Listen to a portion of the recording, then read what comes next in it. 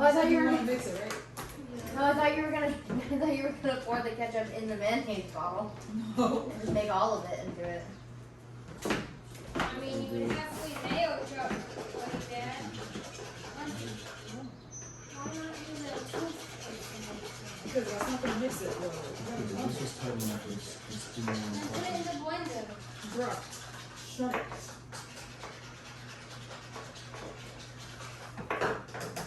It's edible either way, right? Well, Suck it.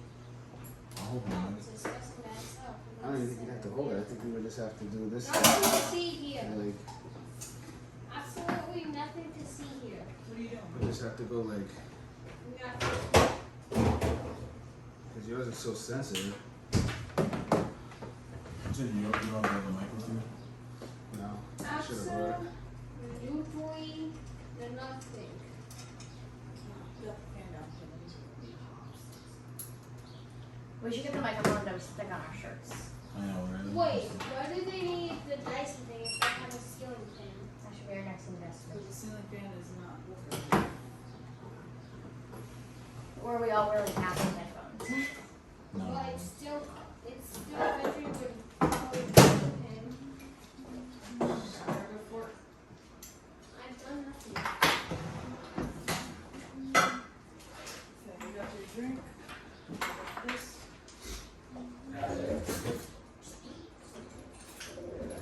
I need one more thing. What?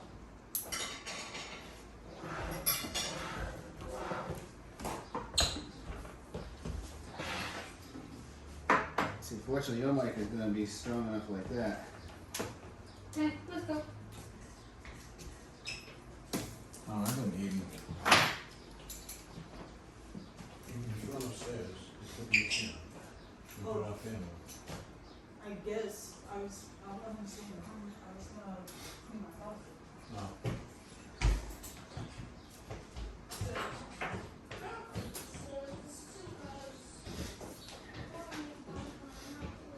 Smell microwave chicken nuggets. She made the chicken nuggets for a second. I was like, am I having a stroke? She's like, it's like, is this what you smell before you die? Now you smell toast. All right. So you should be good just like that, because that mic is really sensitive. Sometimes I wonder if I've ever had a stroke. I just didn't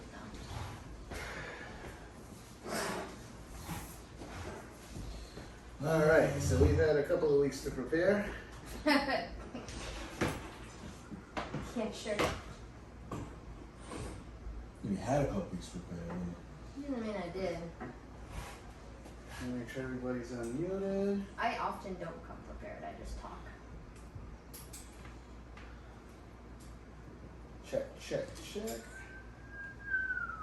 Just pull it like this. Oh, that's it.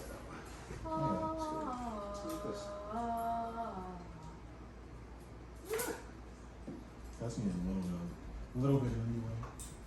Talk well? Hello? Again? There you go. Speaking. Hello? Hello? Good one. What are you looking at? Your little bar. You got a bar? Yeah. Ooh. See how that says number 2? Sweet? See that says number 3? I'm still the favorite. That's fine. Saying. The favorite comes with too much expectations. I don't even need to try. All right. I just speak my wisdom upon everyone. All right. Just fake it till I make it. I pulled apart the thing. Oh, jeez. It's just metal now. So today we'll talk about woke. I'll mute my. All right.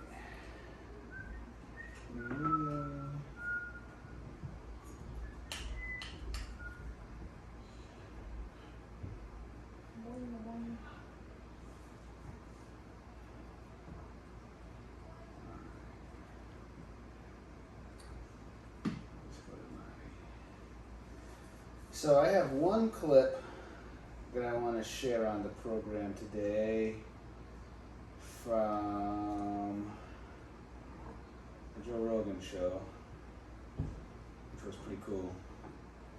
Pretty much, it was like, okay, we get it. Stop sticking it in our faces. Everyone gets it. Which I think is kind of like the whole like thing that everybody's kind of getting to is like, yes, we get it. Like it's getting to a point where you're overdoing it now. Like it's one thing to like try to exercise like the whole, you know, like the whole sensitivity or whatever, but it's another thing to be like, now we're just gonna shove it in everybody's face kind of situation. So there's a couple of things that I had where one was an article about Rogan. Let me just open this in a tab, open in the window, and he roasts pretty much Target, Bud Light, and then, you know, basically for losing billions because they gave in to the whole woke movement. And then his quote is, "Stop shoving this down everybody's throat." Another one was an article, I missed my two monitors, where Target faced criticism. Let me go into open. Come on, man.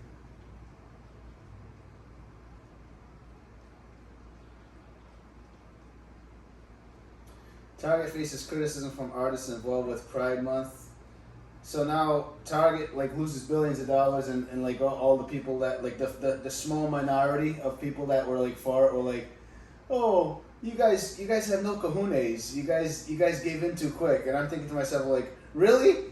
You guys aren't the ones losing billions of dollars. You're gonna be like, hey Target, you should have went bankrupt over this. Like That's what they want. well, you totally should have just went. You just should have totally went bankrupt over it. Like you know. And then I have another article. Let me just get these all together so I can put them all in the same tab. Then I have another article under Fox Business. I gotta see if this is still gonna be relevant though. The Fox Business one, because the Target shares. This was a few weeks old now. You can say at the height of it. Back on June 9th, Target shares were downgraded. But while we're going through the program, I might look that up. I don't know if I'm going to bring that up. The thing I liked was the Rogan bit, because Rogan went like, yeah, he went off. It was actually a really good piece. So they said, yeah, because on here they were talking this, because this is from back in June. This is also from June 9th. So I'll forget that last one because it's all kind of the same. They touch it a little bit here, but I mean Target lost 3 points on their share, which is like huge, you know. 3.26, which is over $15 million in market value. So you know, 15% compared to where they were a month previous. So I mean. So I got a few things here, but I'll let you younger folk, because it sounds like Cece. I was like, Cece, you ready? She goes, you forget that this is my generation's thing. We don't have to prep for this stuff because this is what we go through. I'm gonna try not to rant, but I have a rant. Oh God, what's your rant? I can't tell you, but I'll start it. Am I gonna be for or against your rant? I think you'd be for it, because as much as it's your generation's thing, it was my people's thing. So we'll talk about that. Your generation versus my people. I mean, I'm just gonna be the referee. It looks like so. All right, let's get this show on the road. Happy Friday, everybody! Welcome to another episode of Temporary Insanity. I'm your host Josh Pereira, and we are back in full swing. I am so excited because we have our full crew in studio today, and we are of course off location. We are sitting in my main man, Mr. William McCoy's dining room today. yes, sir. But we do have both our wonderful co-hosts with us today, Mr. William McCoy, Miss Sierra Tanzi, and Miss Sierra, as we had mentioned last week, you have our full set of sympathies. But she came here ready, and she has her fierce face on. She told me today, she goes, Josh, I'm ready to tear it up. Will's got a rant he's got ready to tear up. So it sounds like in today's episode, as we target wokeness, or the anti-woke is what I want to call it, I think I'm gonna play more of referee. I might give some insight, but they came prepared. She says it's her generation thing, and Will says it's his people's thing, and I'm gonna just sit back and watch them both go at it. So You're Portuguese. It's not your thing. no, we have no thing with the woke. You have no thing. In my people's thing, it's being woke is waking up to get to work. So so I get woke every morning, and then I get to sleep every night. But welcome back, guys. It's been, it feels like it's been forever, but it's only been 1 week without you guys in the studio. And last week we had a special episode called to Salvation. It's been making its rounds around social media. So for those of you who are listening today, listen, guys. Share that episode. It wasn't really meant to be a podcast last week, but while we were with Sierra and her family, we had the opportunity to share the gospel of Jesus Christ. And you know what? I went for the gusto, and that's what we did. We just specifically shared the gospel of Jesus Christ last week. There was no real topic or discussion about the country. There was no topic about current events. There was no pop culture. It was a legitimate, just Jesus Bible 20-minute episode. Actually, it was 18 minutes. So it'll be probably it'll be our shortest episode in the history of Temporary Insanity. But you know what I love about it is that'll probably be one of those episodes that from time to time we'll just blast out through Facebook and social media. Funny that the shortest post is from the guy that goes on 20-minute rants. Yeah, well, it's just one 20-minute rant. Just one 20-minute rant about Jesus Christ and salvation, and we led you through the prayer last week. So if you've been listening over the past, well, this is going to be I think episode 19 or 20. I'll have to pull up. I hope it's not 20 because we had an idea for 20. I think we might be 19. Let me go into my. All right. Technically, this should be episode 19. It's actually episode 20, but last week because we recorded something, it was episode 19. So we'll call this episode 19B because we did have an episode 20 in mind. But but if you've been listening to the last 18 weeks of actual episodes, we've been talking about Jesus Christ, and every time we finish our broadcast, we tell you hey, just repent and pray and ask God to come into your life. And we don't usually give you the prayer on the broadcast, and my dear friends who are with me on the air today can attest to that. We don't actually sit there and pray with you. Last week I prayed with you on the air, so. Perhaps you've been listening and you've been too shy to call and you've been too hey, I don't want to call, I'm embarrassed or whatever.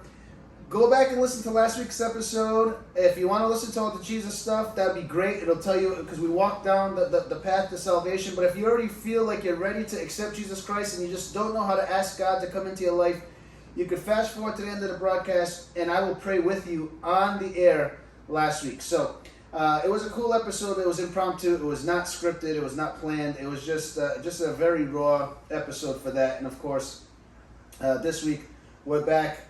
We're ready to start some trouble. I think our episodes are scripted.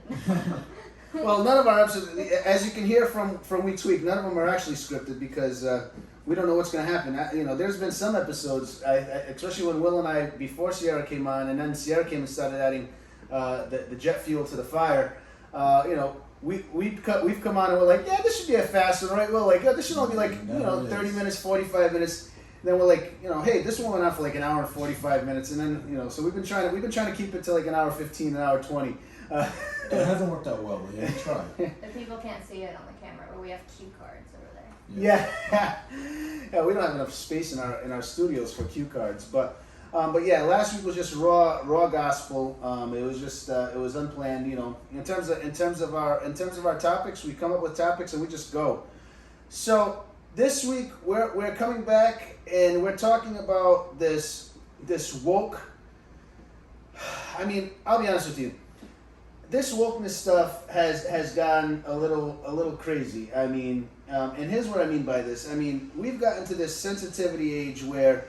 We've taken wokeness to a whole extreme. And honestly, what's happening now is we see a rise of an anti-woke movement. I mean, people are getting to a point where enough is enough. And throughout the episode, and that's at least the position. There used to be a day where you could speak your mind and you didn't have to walk on eggshells with everybody. Now, everything is triggering. Everything is so, preposterous. And you're always offending somebody, Even without bad intentions, you're just offending everybody. And we see this movement taking place throughout the country, and it's kind of one of those things where it's about time where throughout the country people are just saying, hey, you know what, we're sick of it. Like, we're done with this whole thing. So we decided we wanted to talk about the wokeness, or for the better that description would be like this anti-wokeness. And you're gonna probably hear a little bit of everything here, but what are you guys thinking? You want me to start? I mean, I can start. The word woke, as it is now, right? Keep that in mind, everyone. What you think of it now is not how it was intended when it was first said or created as a phrase, right?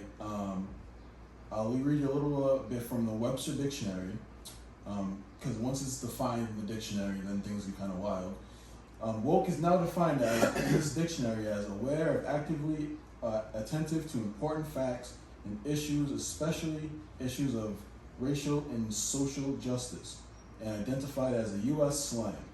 It originated in African American English. So let's go back to this last sentence. It was a word that is slang. It is street slang in minority communities. And want me to tell you the simple term, the simple meaning of woke, of its original meaning? A conspiracy theorist. Think of your favorite conspiracy theorist. Myself. Make him a minority. You're not called a conspiracy theorist, you're called woke.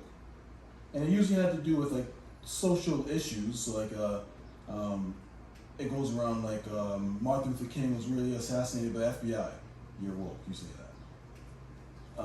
Redlining, right? Before redlining was actually proven, and you go around saying, oh, well, they try to, put minorities in these certain groups and the banks are against them, you be woke. And it wasn't used as a term of endearment, because now you see people going around on social media like, well, I'm woke. It wasn't meant for the good term. Like, they'll make the person that kind of ruins the party. Like, this guy's conversation, girl's conversation is always some kind of conspiracy theory.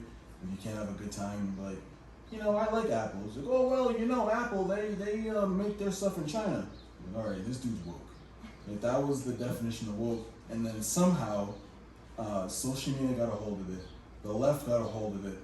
And then it kind of turned into, oh, I'm woke because I see social injustice that's happening. Like white knights, right? Oh, I see the social injustice. I'm woke. I was like, oh, okay, that's not really used to the definition, but all right. And then it kind of went into being woke is just, somehow it got tangled up in gender identity. And like, oh, well, I'm not the norm because I'm woke. No, okay, now you're really misusing the original word. And then it was used as like a weapon, right? Now it's like oh, you're not woke. No, that's a bad thing. Like, oh, you don't believe in this or whatever I believe in. Oh, you're not woke. You're one of those, conservative people, right wing people. You're not woke. Like now it's a bad thing. And then you go to the opposite side on the right, and they're also weaponizing the word woke. And people might not like this next sentence I'm going to say, but I don't care. Wokeness used and weaponized by the right side is anything non-conservative and non-white is woke. And it's used in a bad way. Or you don't agree with gun rights, you're woke. You don't agree with this right ideology, it's woke. And I knew that the word went down the tubes, off the cliff, no parachute, when they used the word idolatry with woke. It's not a lifestyle. Woke is not a lifestyle. Woke is not some kind of philosophy for people to follow. It was a slang word that meant a hood, for lack of better words, conspiracy theorist. And now it got politicized, it's been weaponized, and it has got out of control, and now the left uses it to push their agenda, and then the right uses it to push against the left's agenda, and like it's a word. It's like lit. Remember when lit was cool, and then Facebook got a hold of it? It didn't turn political. But I'm not down with cool terminology anymore. I mean, it's I was told, and Sarah reminds me on various occasions that I'm out of touch with said cool Ebonic terms. I tried pulling out Ratchet the other day, and I found out that was no longer. No, that Why are you laughing at me, Sierra? You know, I try to stay. I try to stay relevant.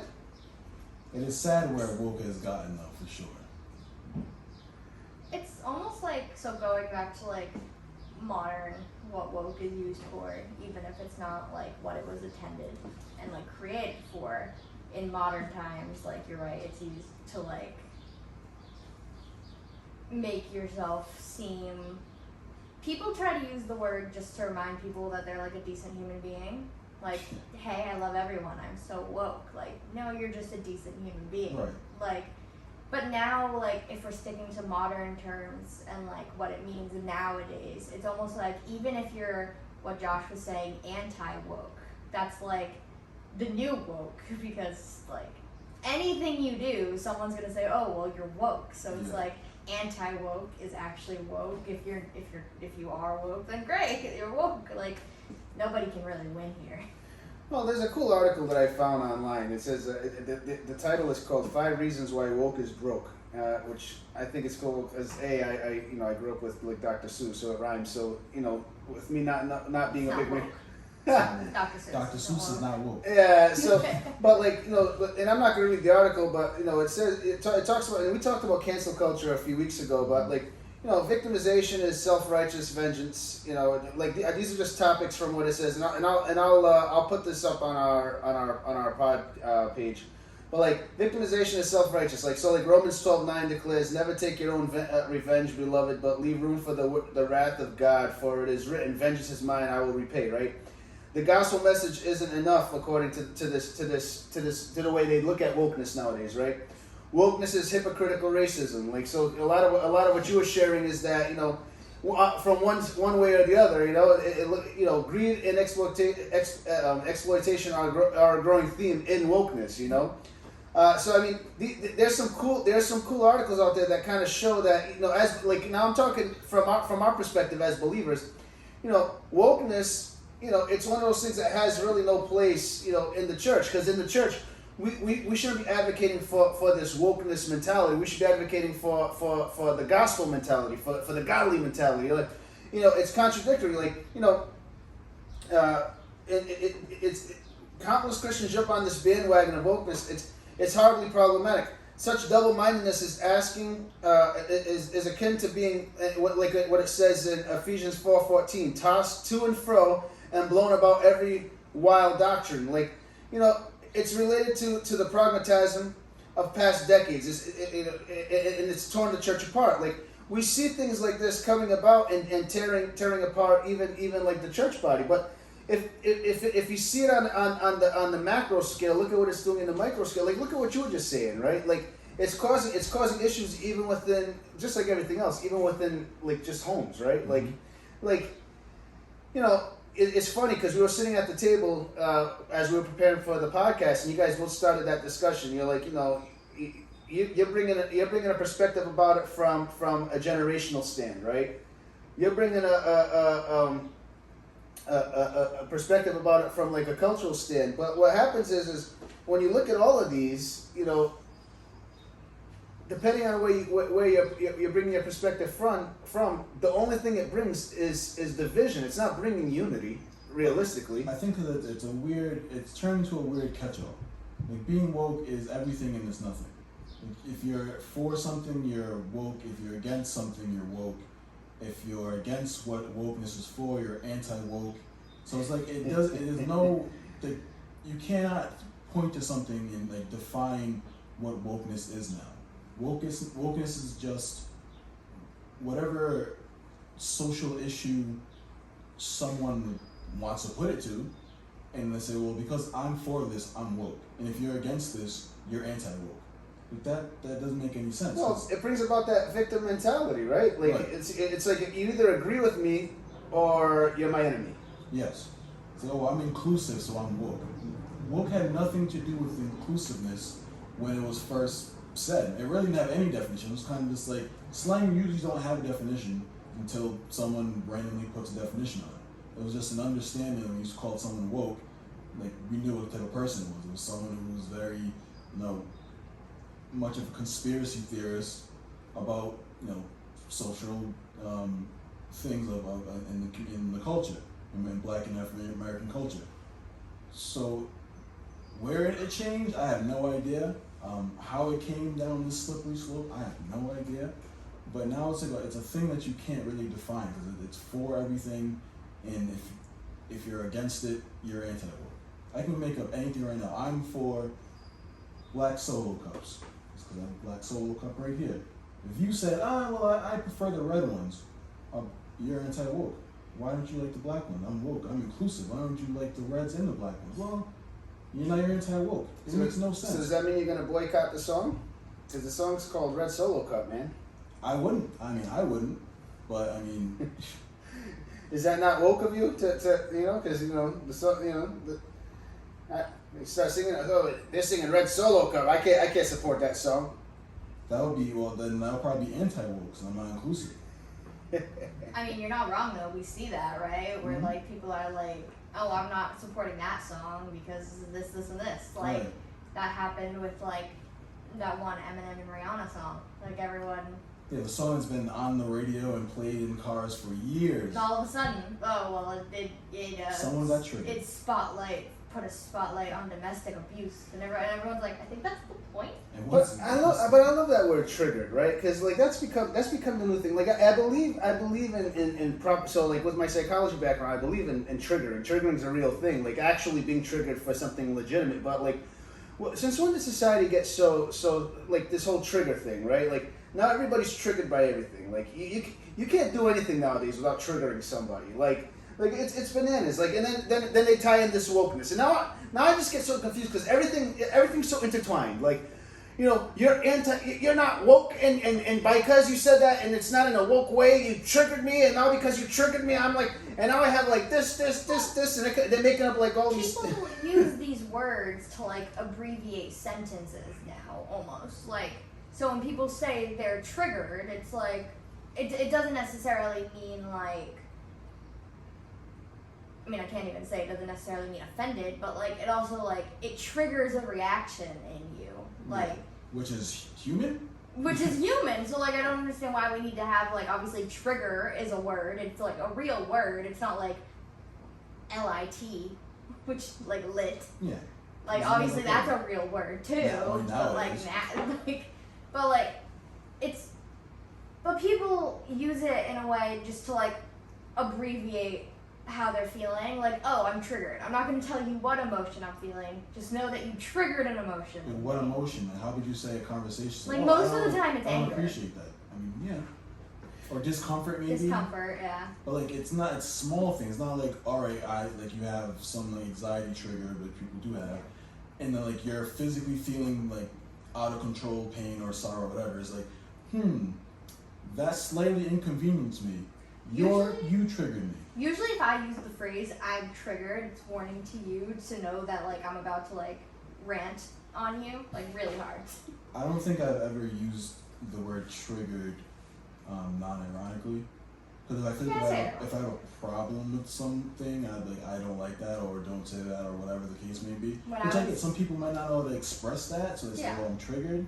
But I also think it's misused a lot too, because it's like, I'm triggered, and then a lot of people be like, because you have triggered some emotion that I won't tell you about, you now are in my debt and should now say sorry to me for something that you don't know you did. Just know you triggered me and I'm gonna hate you forever. Right. Oh, and that's the thing. It's like everybody's so like, and I know. Look, I'm a broken record with this, but it's really gotten to me, especially since COVID, that like we cannot just remember the old movie. Can't we all just get along? Like, for the love of God, people, can't we all just get along? Like, Sierra, I'm gonna pick on you for just a minute, all right? Because me and Sierra's relationship started where Sierra, and I think we shared this, maybe I don't know, like the second episode that you were on with us, like when you were just about to take your throne as our co-host, where you were like, I honestly didn't think Josh liked me. Like Well, I when we was started. awful. Okay, so when I like apparently Josh was one of the people where I came back to the church and he was like, I've known you since you were a baby. I hated when people came up to When me. you triggered. Like, I was genuinely like triggered by snot it. running down your face, I was like like, no, running you around. didn't. Stop. Like, you know, and it's funny because, you know, if anybody could attest to this point, okay, because Sierra in her young age That's awful. was what I call an obstructionist. She could agree with you on the point that you are making, and you can correct me if I'm wrong, because now you're mature, and you can, as a mature adult, you can look back. Because I look back at many things in my life, and I can admit when I was you know doing things to just stick it to somebody. I just liked arguing with people. But she liked to argue. Just loved So it. even if she agreed with, and Will, you remember Sarah from when she was young, Oh, I do. and even if she agreed with you on the point that you were making, she would purposefully take the opposite position just to fight. Which is why from the time she was a baby, we knew that this kid was going to be an attorney. And by God, when this kid passes her bar exam, we know she's going to be she will be arguing at the Supreme Court. She will be a knockout. Rob Levine and all you people that have those billboards, you know, 777, call Wayne and Payne and all, step aside, folks, because here comes Sierra Tanzi. She is going to knock your socks off. But here's the thing. We grew up, as she grew up, and as I started to invest some time with this young lady, I started as her youth leader, and she would make it her mission in life to argue with me. Now, did I pick up my ball and say, you know what, Sierra, we don't see eye to eye, and so I can't be your friend. No. Instead, a love bonded us together. And today, we are thick as thieves. I love this girl. I will die for her. You know, we're family, right? I mean, since COVID, this is really. Am I wrong in anything that I just said, Sierra? Did I portray a good picture? I mean, you know, but like nowadays, it's like, and look, me and Sierra, we don't agree on everything. I mean, you know, clearly. I mean, and honestly, I'm sure that there's gonna be plenty of. We're not going anywhere, folks. We're picking up support. We're starting lots of arguments on Facebook. I mean, this show is here to stay. And Y'all need to calm down. no, it's Y'all okay. woke. I'm understanding why people do what they do. You know, that old saying, no press is bad press. I mean, because the more y'all are arguing on our socials, the more we're picking up a listener base and viewer base. So Just keep saying, it up. That's all good. Y'all starting to talk like we shouldn't be advertising where we are every week. Yeah, so, but you know, and you're gonna find from time, and even me and Will will have discussion. I mean, Will's not as animated as Sierra was. I mean, Sierra gets loud, and when she's really, I mean, what our goal? You know, well, we're gonna set a goal in the next 30 episodes, because I don't want to do it too soon to scare people up. But within the next 30 episodes, we got to get Sierra like really animated, like she gets when she's with us. And The Italian. I'm sure she used to walk out of rooms and she get angry. stomping and stuff. She'd be yelling. She'd be like throwing stuff. Like there were times I thought she was gonna like slash my tires. Like, you know, I'd have to make sure she wasn't like waiting for me in the back seat of my car, like in the movies, you know. But it's like, you know, Will doesn't get quite as animated, but like, you know, the reason that we work well together on this podcast is because we're not puppets with each other. We're not in cahoots. Like the only thing we truly agree with each other upon is that we believe in the Lord Jesus Christ. We share the same faith. But there are things that we have differences of opinion on, and we still love each other. I love these two. These two people are my family. Even though we don't see eye to eye 100%, I don't pull the whole, you ain't woke. Or, you know, I don't pull the whole, like, we can't be friends. But what's gotten to me so badly in this past few years is that people are destroying relationships. I've even seen marriages falling apart because they just disagree, and this wokeness crap. I'm sorry. Yes, I apologize to all of you. I said it. It's just getting in the way. Your little like beep button on your thing. Oh, I forgot I had it there. I got so passionate about this for a second. You know, it's like, really, people? Like, really? Like you know, I was sharing, actually, this is actually a really good point to get into this article here. We were going to talk about this a few weeks ago, but we didn't. So this article is from June 9th, so it's a few weeks old. June 9th, by the way, I have to give a shout out to my love. June 9th, on June 9th, 2003, my wife finally agreed to go out on a date with me. So that's when we started dating. So we've been together for 20 years. Between you and I always knew she was out of my league, so I had to try tirelessly to get her to agree to date me. But we've been married now for 15. Josh starting to date his current wife when I was in diapers. Oh, you really had to go there, Sierra? I did. You just had to remind us. Knew you. I mean, You were in diapers. I just had exactly reminding everybody that I've known you since you were a baby, and I was just starting to forgive you for like the historical thing, That wasn't me. But you brought it to the show. You told me You that triggered him. I You was still triggered. yeah, I was Right? triggered Apologize to him. by the right? fact that American Girl Doll made a historical series, and now I'm even more triggered because they're not woke because they won't make a boy doll for 1987. They're literally American Girl dolls. Well, they ain't woke. That's not inclusive. That's not inclusive. What if I wanted a special historical doll for my birth year? There has to be like a boy version of American. Apparently not. Like, apparently the Girl Scouts ain't woke. Like, the Girl Scouts can join the Boy Scouts, but the Boy Scouts can't join the Girl Scouts. Yeah. At least not that I know of. You can fact check. Listen, people, I didn't research that, so I have no idea. I don't really care enough to know if the Boy Scouts can join the Girl Scouts and vice versa. I But, think so. but Why would they? so Why would they want to? back when we were planning to talk about this whole debacle, and we had been talking about the Target stuff, right, with the Satanists and all that, and yeah, we got a lot of that. So, you saw that post on our Facebook page. Kudos to you. Apparently, we're making dreams come true, and I said we had somebody put a comment on our page that said that prior to listening to our broadcast, they were just a Satan worshiper, like just a member of a satanic convent, Now they're and then leader. now they're the leader of the Satanist I cult. wonder how that conversation went down. Was it part of the current leader of that same cult? Yeah, listen to a podcast, one episode. I need your position now. I mean, good for him. Listen, I wasn't trying to. All I was saying is that they misrepresented what Satanism was. I mean, back in the day, because the dude made a comment, he quoted it. We have the article online. The article said, "Satanism is a symbol of love and inclusion." No, it is not. Satanism is Satanism, which is sacrifice, human sacrifice, and the worship of the Lord of Darkness, aka Lucifer, Satan. No blood sacrifice. From what I know about the Satanist churches, it's a very hard club to get into. They just don't let anyone in. Yeah. Well, you have to prove yourself. Yeah, fit a properly. certain criteria. So inclusive is a little weird. But You know the They're a Biltmore symbol of Hotel? love and inclusion. No, they're quite the opposite. They're a symbol of death and. You know the Biltmore Hotel in Providence had like a Satanism altar and like a chicken coop on the roof. I'm just saying. I don't think they do anymore. I was just They did. simply calling out that this man was speaking on behalf of the LGBTQ community. I wasn't saying anything negative. I was just saying that he made himself the de facto spokesperson as the designer of this clothesline. And then I asked Will a simple question. Did I not, William? I asked you a simple question. I says, does this mean that he is the spokesperson for the LGBTQ community worldwide? Right? He made it seem like it. He said, All right. "This is our partnership." Are they in agreement as the LGBTQ community that he is their leader? I have very strong opinions about this.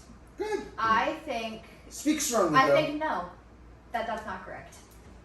Because just because he said this does not mean that every single person in the LGBT community agrees with him. And also, Which is the problem. the people that are boycotting Target think they're being a little dramatic. Wait, I can't agree with you on that. Because Target was not putting the Satanistic stuff on the market. But Just because Target chose this guy to be the designer of the line doesn't mean that they're supporting Satanism. If they were supporting Satanism, they would have put the Satanistic stuff on the shelves. But you also can't say Target is squeaky clean because they approve all their clothing lines. So they saw the designs before they said, "Okay, put them on the shelves." Yeah, but none of them are the Satanistic ones. okay, but here's the problem here. They had a choice. The buyers at Target had a choice, and they chose the one that endorsed this dark occultish. First of all, here's the thing. All right, these people these people who boycotted, and I was amongst them. Just to give you now, and this I love Target. and this broke my heart because I, as you saw from my which was messed up because I failed to change my Instagram bio, so it still says the You one have to that. change it to Walmart. Well, I didn't go to Walmart either. I just went to Amazon because just because let's To be be fair, a lot of the times when I went to Target, it was just to go to Starbucks. Most of the time. I mean, I never really shopped at Target, so it didn't matter to me. But Target had a choice to make, and they were endorsing this, all right, and they were and just like, you know, and these people had a right, and the very fact of the matter is that those like me who decided to stand up for being enough is enough, we were persecuted. Shop at Target, don't shop at Target. But you know what? The LGBTQ community and everybody who is endorsing this nonsense, okay, and that's what I call it. I call it, yeah, oh Josh, you're this. I'm not a bigot. I'm not none of that, okay. But we speak up again about what we believe, and we're picked on, and we're ridiculed, and we're targeted, and it's okay. But we stand up for what we believe in, and it's a problem. But then, but when they do it, they're the victims, and this is the problem. And this is the problem with it. It becomes very much an issue of if we're going to believe in our constitutional right to free speech and to freedom to our freedoms and our liberties and our choice and our selection. Our freedom to purchase what we want to purchase, where we want to purchase it, and all that stuff that everybody that we have in this country, then it has to go both ways, right?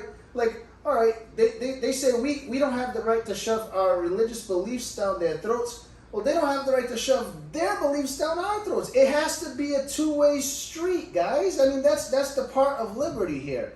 So, I mean, that's just where I stand. Okay, so now they made a big to-do about it. Well, guess what? Just like they wanted to make a big to-do, the people boycotted, and they lost billions of dollars, and they lost 3.5% market share in the stock market in that week. And guess what? Money talks. Isn't that the way they're saying? Money talks and something else walks. You know what I'm saying? I've never heard the second part. It's money talks and bullpucky walks. You know. That is the same.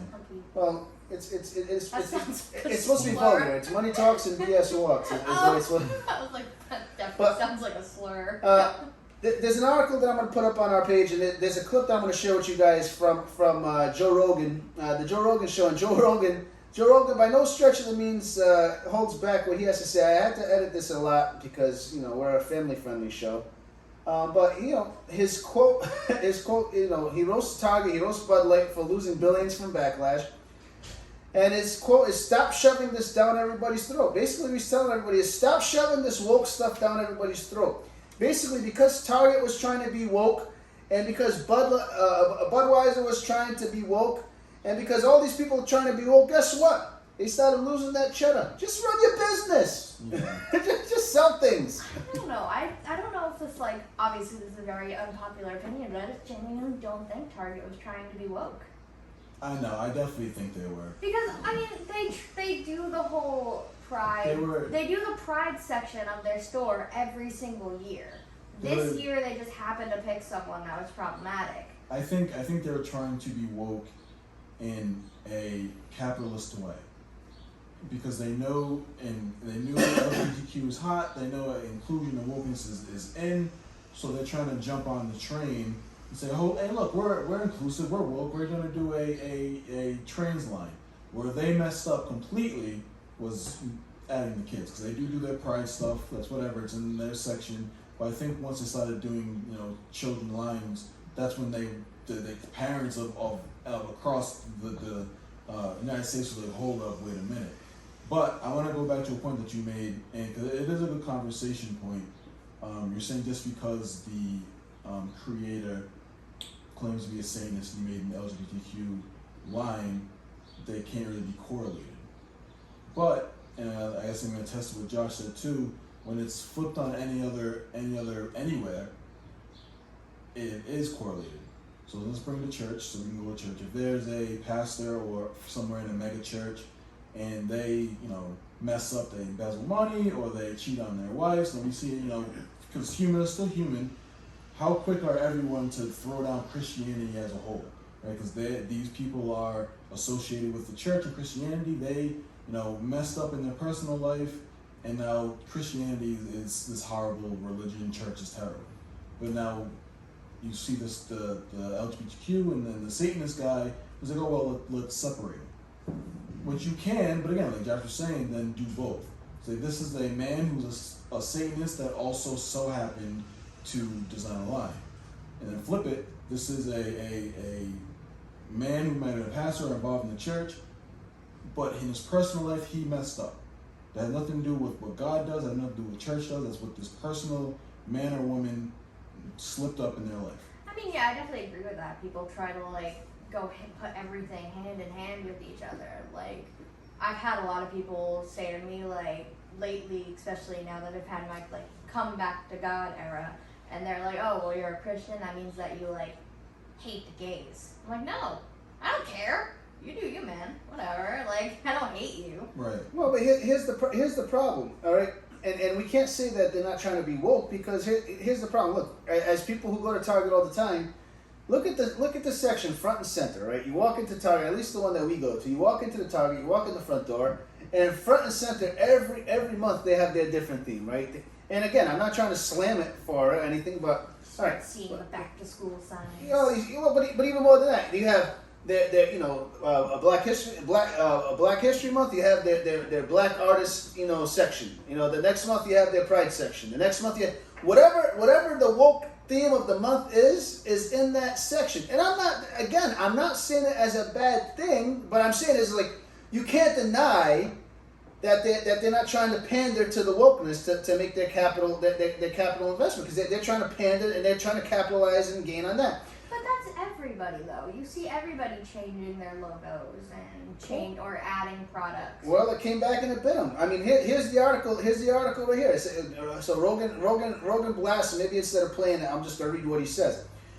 Podcaster Joe Rogan blasted Bud Light and Target, saying many Americans have decided that they have had enough.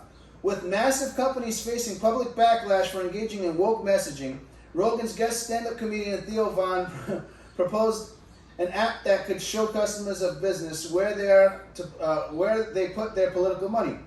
A little of that is going on right now with all the woke beep. Rogan responded, Target lost billions of dollars because they tried to have this Pride selection. Consumers creeped out by Target's tuck-friendly women's swimwear shopping elsewhere. Yeah, and obviously the Bud Light thing with Dylan Mulvaney, they've lost $20+ billion, Rogan added. Can you imagine? They're just gonna send blank can to a confused person, that day 365 of womanhood, and can you send that person a can? I'm just skipping over words that I'm not going to say on the air here, with their face on it, and your company loses $20 billion, Rogan said.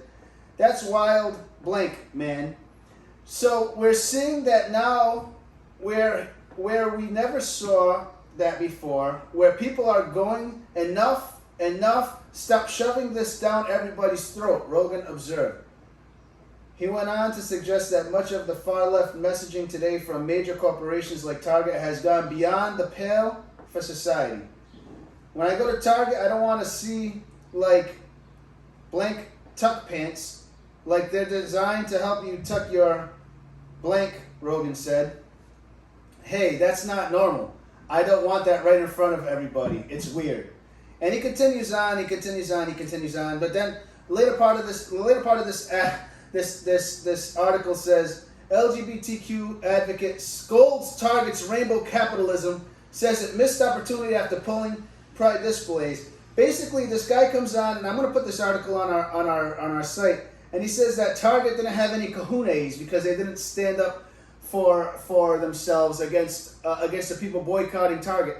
Well, listen, Mr. Advocate, first things first, I don't think it's appropriate for you to tell Target whether or not they have the cojones based on your fighting for them to keep the tuck pants. I kind of agree with them. And second, Target made a decision. You stick with it. Yeah. No. But Target also made another decision. They were losing mad money. Yes. As a business, Let's as a not business, forget I would have been I like, you think know what, they I'm can not about to afford be losing to that. lose the money. Like They don't- Target, but they don't you made want a to. decision. At this point, you're just gonna anger more people. So like, stick to it at this point. But the thing is, people forget, and people so sharp on Target. Target is not going anywhere anytime soon. In their corporate, I think a lot of people forget when they talk about any campaigns that corporations do. It's to make money. They did not do the LGBTQ thing because they thought, hey, we might lose money on that. Absolutely not. They said we're going to capitalize on something that's woke. I hate using the word. I hate using that. It doesn't even sound like a real word. It's not. It was slang. But they said we're going to capitalize on this while we can. And then when it backfired, they say, oh, we're losing a lot of money. It's not because they let's be honest. Target does not care about LGBTQ like that. I think They it do looks not. worse for Target that they went back on their decision. But that's fine. In a year, people will forget. And you no know- one doesn't forget in a year. Dead. Yeah, and you know who doesn't care is Target's stockholders who are like, hey, make us our money back because otherwise you're going to be in. Because people are going to get fired, and people did get fired, I'm sure. I want to talk about Bud Light for a second. Sure. I'm so sick of hearing about Bud Light, and this is why. You should stop focusing about who you have on your can and maybe focus that your product is disgusting. Absolutely. Like your product is gross. Bud Light mess up too because they for some reason don't understand who their demographic is. It's a bunch I of won't- conservative white men with Yes. beards. What do Like, you think who was are, going to drinking happen? it, watching the game, like drinking it when they get off from working on the farm. I'm stereotyping a little bit, but I'm kind of being joking, so don't come at us on Facebook. But that's probably a majority of their consumer base. So here's my thing, and here's where I get very, and this is not me trying to be like sensitive and all that stuff, but you have all these beautiful women, like real women, born women, and again, I'm not throwing that as a jab. Because, well, I mean, That's going to be a whole different conversation. I'm saying that loud. but you have all these. Come on, man! Like Here's you're the telling thing. me, out of all these gorgeous drop dead women, my wife included, you have to pick somebody who changed over. Like, come on, Here's the man! thing, though. People need to understand that Dylan Mulvaney is still a real human being. Yes, but She you also literally gotta got realize put the into things. hiding for like a month because people just couldn't Yes. calm down. People are Well, I'm not saying to go to that extreme either, but I'm saying, but come on, like Dylan, I love Dylan Mulvaney. like you do I follow her on you. TikTok. I I mean, didn't know that wasn't. I think she's great. Dylan, you do you. I'm praying for you and all that and whatever. But of all the gorgeous women in this world, you're telling me you couldn't I think that You couldn't pick makes it a- beautiful. God created born woman Well, here's the thing. to She come got, on, man. She got facial surgery, so she actually looks a lot more like a woman now. Sure. It doesn't matter. I'm not cup of tea either way. So. That's not even the point. Well, like, my point is like people who are trying to be woke and anti-woke don't seem to remember that there are people at the end of what they're doing. Like you're right. There are a lot of other people that Bud Light could have used on their awful Or cans. not put a person on. Or there. not put a person on it at all. But I don't know. Was it But- Budweiser that did the horse commercials? You make the horses. Yeah, man. I said that a few weeks ago. I said, you know what? I missed the Clydesdale and the frogs. But Remember the frogs used to be like. There's Bud, still a person at the Wise, end that's being Bud. affected by your words.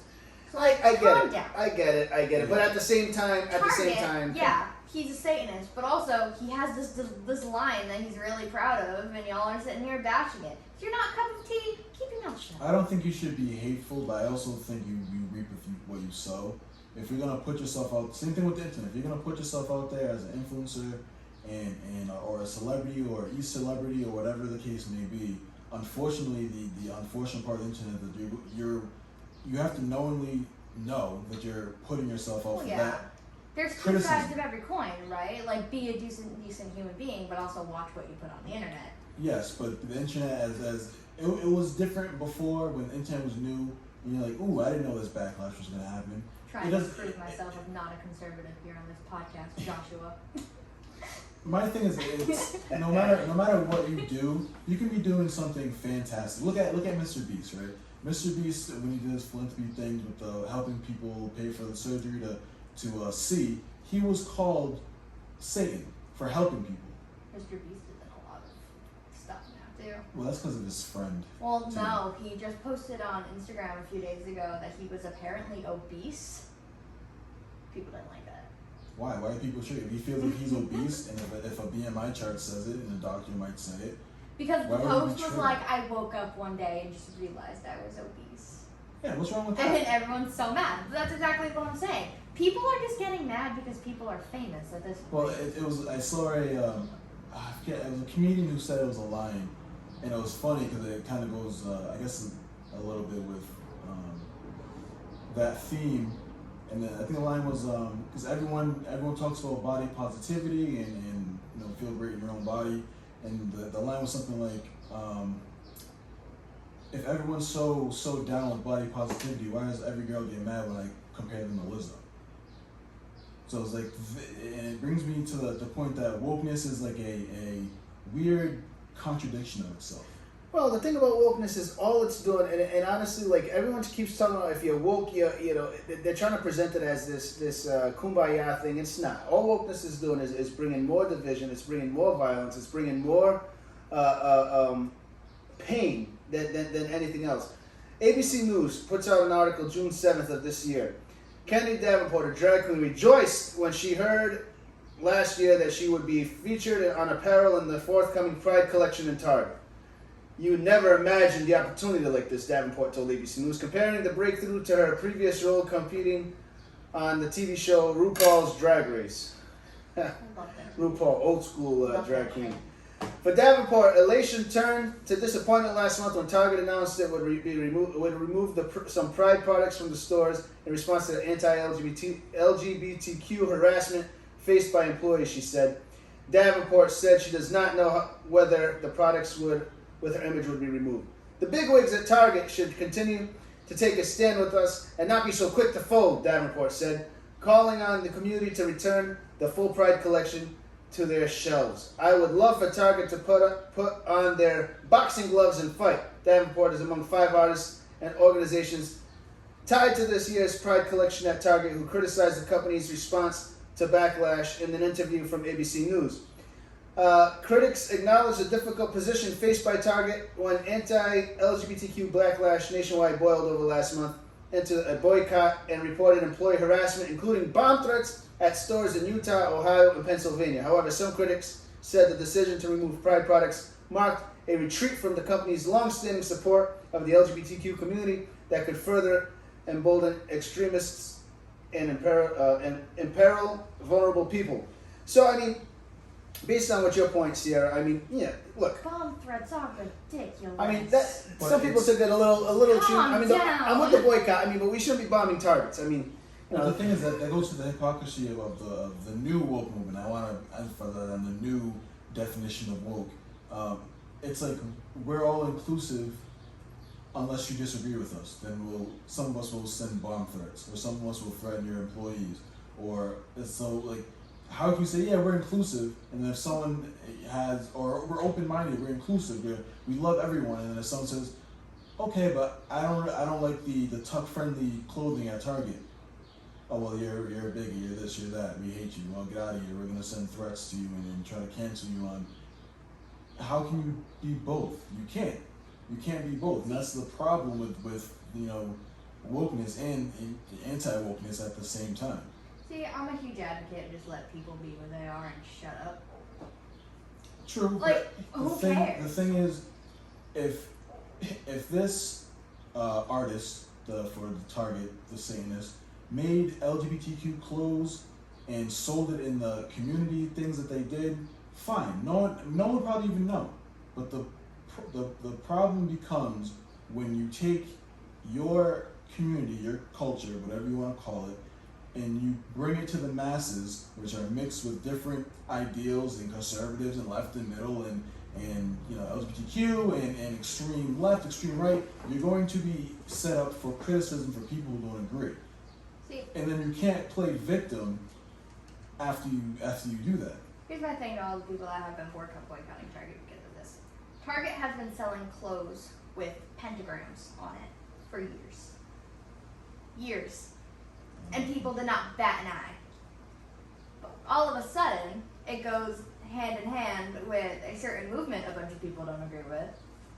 And now people are in an uproar about it. I remember shopping at Target and seeing pentagrams on so many things, on earrings, on shirts, on pants. Nobody cared. And everybody knows what the pentagram is, so why all of a sudden is it such a huge thing? I can't speak that much, but I know like the pentagram and stuff has been embedded in I guess it was like culture.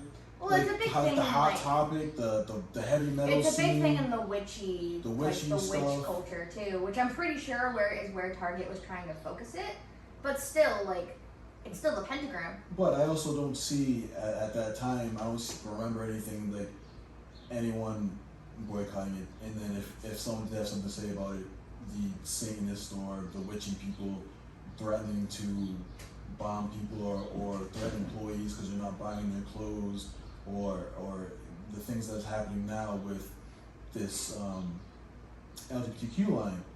But if that did happen, I'd say the same thing. If you have a subculture, the witchy, the death metal, heavy metal, the edgy teenager hot topic scene, and you're bringing out of that into a more mainstream venue, you have to open yourself up for boycotts, for pulling if it's not making the company money.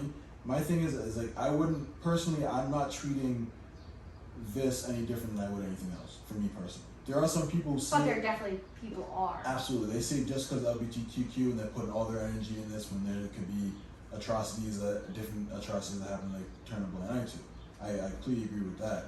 But Like, I don't understand why people get so mad over the Pride Parade. Just let people party for the weekend. Who cares? I mean, I hate the like the traffic in Providence, but like, let them party.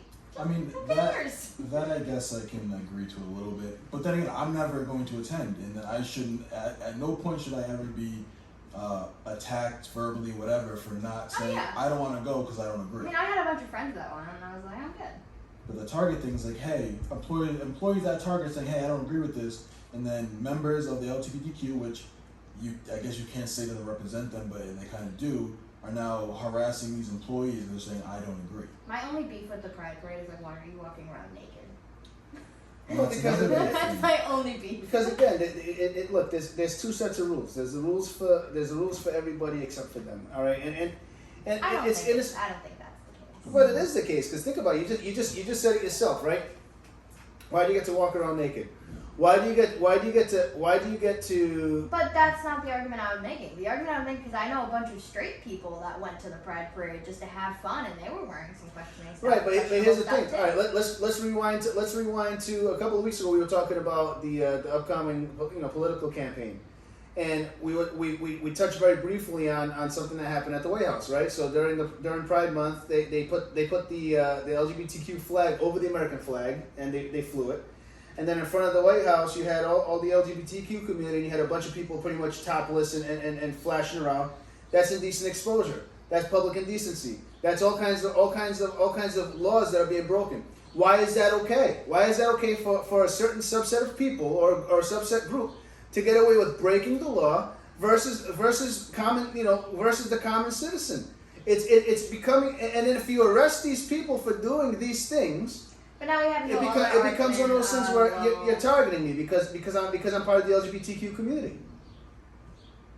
Why is it okay to give certain leeway to a certain subset of people I'm than not others? saying that it is, but also now we have the whole argument that if you do, people are gonna be like, well, guys, come on, we're not trailers.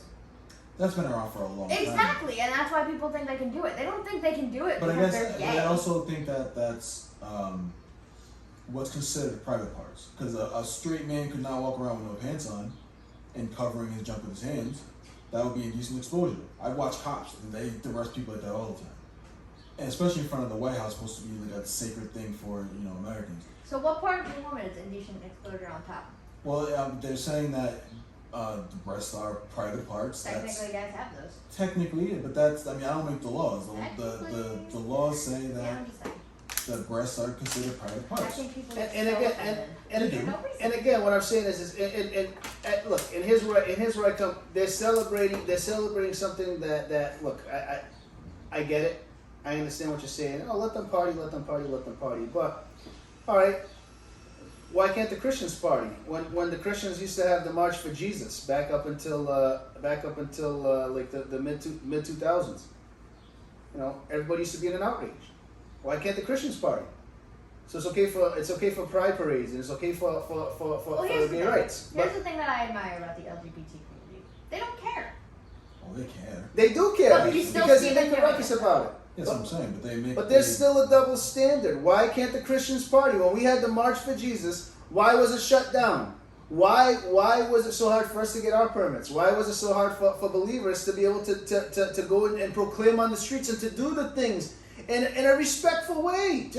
We weren't going nuts on the streets, and we weren't doing the things that the LGBTQ community does in open forum, and there was a problem. My thing is, I break down this way personally. People at the beginning of the day, I should say, are people.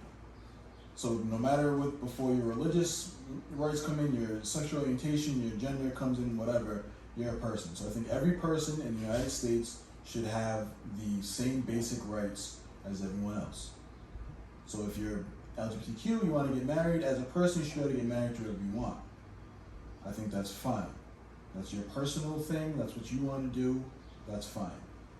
But as soon as you take everyone's equal with basic human rights and then take a step forward and do things that other people get punished for, and then once you get punished for it, say, well, it's a hate crime or it's because you're a bigot, that's when I start having a problem. Because I understand as a African American man, I sympathize a little bit because they have their own rights that they want to fight for, right? So I agree with that. I don't think they should be, you know, punished for their orientation. I don't think they should be punished for who they love. I don't think they should be punished. I think they should be able to live their life privately as they want. But now when things take a step forward, a step past that, it's we want to do what we want to do no matter what you say. And then if you say something against us, we're going to do our best to call you a bigot, or we're going to do our best to say you're homophobic. That's really the only problem I have. So when they put their stuff out there and like front and center, and if someone says, well, I don't agree with this, and then they come back and say, well, you're homophobic, you can't really do that about much of anything else. Well, yeah, that's true. But also, nobody needs to look at a gay couple that's holding hands on the street and comment. I can agree with that. Nobody needs to do that. That's not your place Right, to do. but And I get whole free speech and everything, but at that point, you're being rude for no reason. But I don't think we're commenting to that here. What I'm simply saying is that, you know, this knife cuts both ways. I mean, you know, from the I'm looking at this also from the eyes of faith, right? From where I stand, all right. We love all mankind. We do. We love everybody. The Bible teaches us love everybody, love your enemy, love all of God's creation. I'm not saying that we're here to cast hate or to cast judgment on these people. I'm not here to say that we should be, you know, hateful towards them, because the Bible says to love everybody, love your enemy. The Bible teaches us even more so to love the sinner. Look at Jesus when he walked this earth. Do we agree from the church perspective with lifestyles and in terms of the wokeness? No, we don't. You know, there's a problem here. The problem that becomes is we intertwine our lifestyles with who we are as people, with our identity. And that's a topic for a whole different day. And we can talk about that till the cows come home, I guess, like the sayings go. What I'm saying is that, you know, this whole thing of wokeness being shoved down our throats, it's not cool, because you have it being so twisted in a way that, you know, unless you agree with their perspective, from wherever the woke perspective is coming from, you're the bad guy. It's that victim mentality. They're always victimized. There's no winning. All right? Everybody loses. And all it does is it's like a kamikaze bomb. Everybody dies in it, you know? it's just not. It just doesn't work. You know, it's just you're setting up society to just fall apart. There used to be a time, and this goes back to what I started saying at the beginning. You know, the Bible teaches us that iron sharpens iron. So what happens when you have a good educated discussion is that people learn from it. You know, a good debate. That's why you have debate teams. Is that you take two opposite sides of a coin, or a topic or discussion, then you argue both sides, and what comes from that educated discussion is that both sides learn something. You may end up finishing that discussion still in disagreement, but there's a mutual respect. The problem with wokeness in America today is that there's no respect in it, you know. And if you don't agree with my perspective, you're just not woke, and we can't be friends, and we can't get along, and I have to shove my opinion down your throat. And if you don't like it, you know, you're dead to me, you know. And I know I've said that to a few people in my life, but it's over things that you know that were relevant. I mean, when was it not okay for me to have my opinion? When do we become sheep? You know? Go ahead. I want to keep beating a dead horse here. But, yes, I agree. Everyone has the right to their own opinion. But when it comes to somebody's, like, identity and how they feel about themselves, I think you should just leave your nose out of it.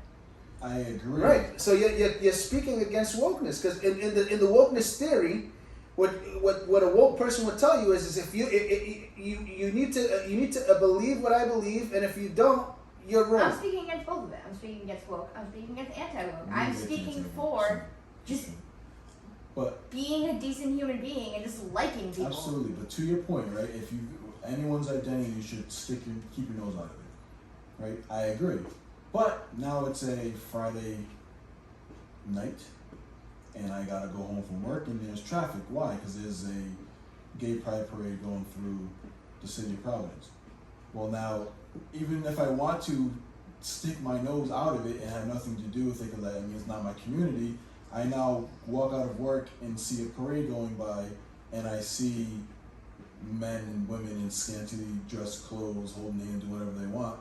Now I'm forced to see it, and now people are people. I usually just ignore it, but there's a lot of people, especially in the age of the internet, which now if they see it, they're going to react and they're going to have their own opinions.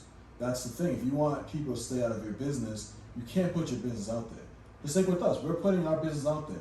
All those bad comments or comments that are against what we do on Facebook, we can't turn around and complain about that. Because we decided to put our views and our opinions out there, so we've opened ourselves up to criticism, to praise, to whatever people want to give us.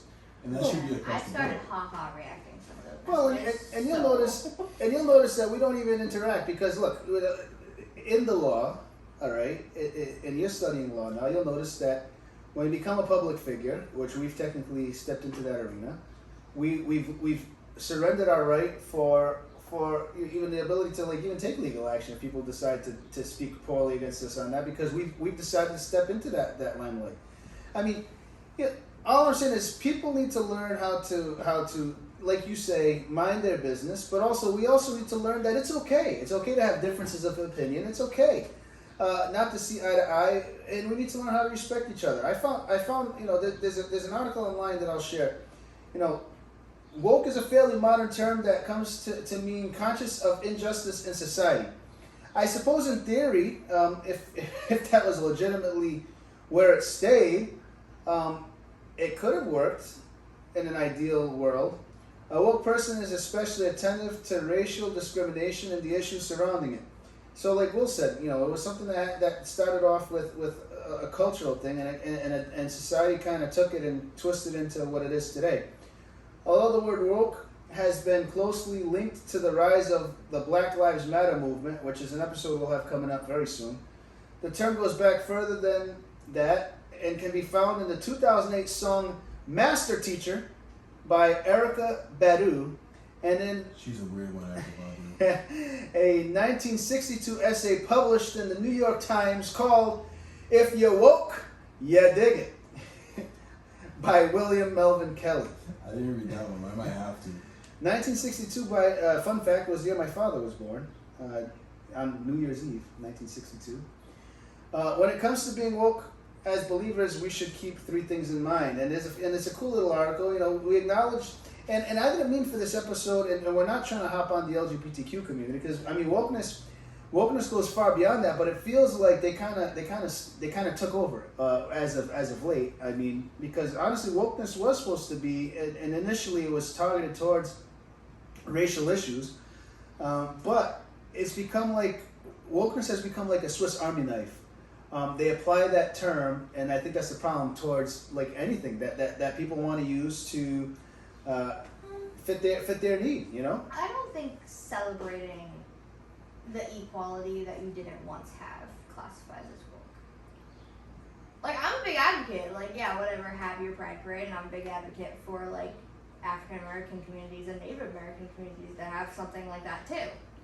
I think they use it more of a, because they're inclusive, they're woke. I think that I understand why.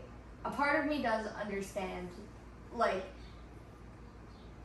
why they want people to accept it so bad, because for so long it wasn't. And again, it's the same with like African American and Native American communities and all those people that, like, I don't want to say are minorities, but like once were really big minorities. Like, I understand people wanting to like celebrate something that wasn't always something that they were allowed to celebrate. I agree with that, but I think the topics are a little different. Because sticking to like the African Americans and Native Americans, they were more celebrating that they could be humans. Yeah. In the United States of America, and not in face constitutional in some ways, and law prejudices and laws that were built against them throughout the from the conception, but mainly Yeah. between the 30s I'm and in no 70s. way trying to put like race and identity and like I sexual identity in like the same category, but I'm just saying everyone should be able to like feel confident in who they are, and I don't think that's woke in a way. No, I think the wokeness, like I said, it comes from, if I don't want to be involved in whatever it is, I'm not being inclusive, and they are inclusive, so they're woke and I'm not. Yeah. And we'll speak on anti-wokeness, because I think anti-wokeness is becoming the polar opposite, and I'm sure a lot of people will disagree, but I'm seeing this anti-woke movement turning back into the good old boys club. It's like, who's you're not woke? you're going to the opposite extreme. Yeah, it's like, you don't and like that's what we have this, to be this, careful for, right? Right. You're like, oh, all right, you're not gay. Okay, you're not for Black Lives Matter. Blue Lives Matter, right? Okay, you live in the South. Come be anti-woke with me. And I think that's also a scary polar opposite of wokeness. And when politicians are running, and people know politics is a very word-associated game. When people are running on anti-woke sentiments and anti-woke campaigns, it's like, okay, well, what's your definition of anti-woke? Because the woke definition is a Swiss Army knife and doesn't really mean anything. It means everything, it means nothing. So what is your definition of anti-woke, and what's your agenda with anti-woke? Well, it's like how in 2020 it was like this big thing, like if you didn't hate all cops, you weren't woke. Which is ridiculous. Which is ridiculous, because like who's gonna save you when someone's breaking into your house? Like, Right. But like it, and then like obviously I'm reminded of this because like we're all getting those like Facebook memes in our Facebook memories about like COVID and stuff like that, and like one of the ones that popped up in my like memories recently was like, not all cops are bad, like a handful of them might be, or like not all firefighters are bad, a handful of them might be, and like that's kind of the case for everything, right? Let me give you a good example for wokeness with COVID, right? If you got the vaccine, you were woke. If you didn't get the vaccine, I guess you're anti-woke. But for the original use of woke in the original slang, someone would come up to you and be like, hey, you better do your extra research on that COVID vaccine, because you know how the government have been with the black community, you can't really trust them. That person still might get the vaccine, but they're speaking woke, because they're like, hey, before you do that, wake up and make sure you do your research. That's what woke was. It was a conspiracy theorist. Oh, make sure you double check the government, because they might be doing this behind the It scenes. was woke to believe that like China did it on purpose. Right, and like it's like one of them. I know people like that. Go to Black Twitter, you can find all these. Actually, no, Black Twitter, it's crazy on Black Twitter. It's like they talk about like how There's New black. York, how like the crack epidemic happened. They're like, well, the FBI dropped the caseload of crack right before the crack epidemic happened. That was being woke, right? Back in 2014, 2013. That was being woke, and it wasn't a good thing. Like, all right, this dude's a Debbie Downer over here. You gotta always bring up some conspiracy when I talk to him. And now it's some weird, political weapon. Conspiracy theories are supposed to be fun. Yes. Like the Mandela effect. Right. Or like the butterfly theory. No, but that and look, I'm not gonna lie either. Like, a lot of conspiracy theories can be just that, and then there are some theories that they seem nuts and they can be true. They're not all wrong, and I'm not gonna come across like a nut either. But what does this mean for the church? Because here's the problem. The problem with the woke and the anti-woke is the church gets wrapped up in it, and then what happens is it affects our ability to do our job. What is our job? Our job is to share the love of God with people, and then we look like nuts. I mean, let's be honest. And Sarah, you could attest to that because you're recently. I get it. I get it. We do. We look like nuts. Like, oh, Listen. Jesus nuts, We're taught from like birth that this magical being came down from the heavens to save all of us from something you can't see. Like, hearing that from an outside perspective, it's like, That sounds a little crazy. what? Right, but it's not very different from being taught that, like, all of the laws of science changed for like one brief instant, and Exactly. and a particle came and exploded, and like, come on, man. The No matter how you idea slice of it. like God and Jesus sounds like it makes no more sense than the Big Bang does. Like, But I think that the difference is one gives you hope. If you ask the Big Bang theory, it's like, okay, well, we exploded, we all came into life, we came from fish from the ocean, evolved into man. What happens when we die? Nothing. We're just done. But there's more than just that, and there's more than just that. I mean, outside of the hope, I mean, and it's something that you can only. It's an experiential thing. I mean, you experience God. I mean, and it's like, oh, that sounds like a sales pitch, but you experience God. I mean, when you accept Christ into your life, there's an experience that takes place, and until you have that experience, it's not something that can easily be explained. And we'll come back to that in a minute. There's three things I want to share about this woke thing and from the church perspective. First, as Christians, we have to acknowledge that racism and all these, certain things in America have resulted in shame, injustice, and at some points in history, terrible violence. Moreover, no clear-thinking person thinks that all remnants of racism were erased by American civil rights movement of the mid-20th century. For as far we've come since the Civil War, there's still work to be done. I mean, and like Will was saying, the woke movement was originally supposed to be, just that, keeping your eyes open, and Will's explained that pretty well throughout the program.